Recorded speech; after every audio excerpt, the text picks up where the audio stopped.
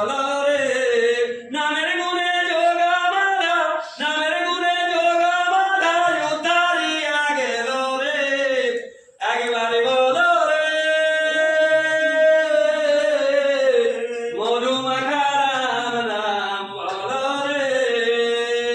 সুখই অধর লাগি মোহলা লারে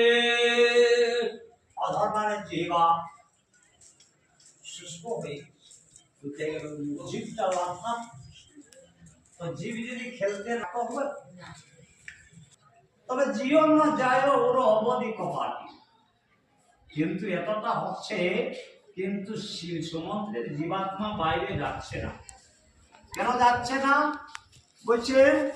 অবধ কপাটি 14 বছর অন্তে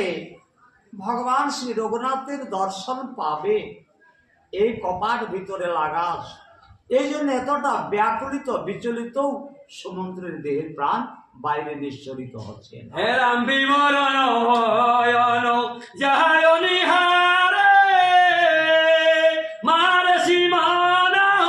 পিতা মহাতারি একবার বলো রে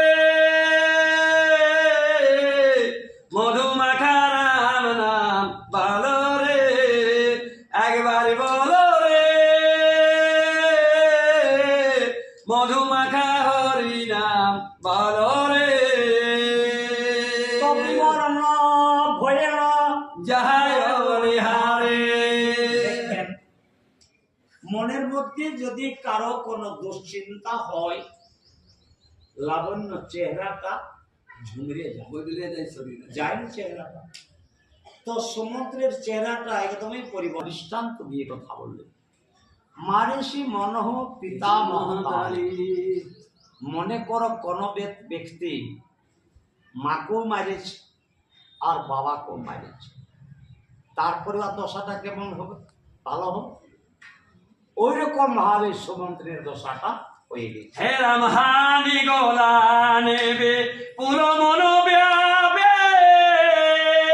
যমপুর পন্থ অচজিমি পাবি একবার বলো রে মনু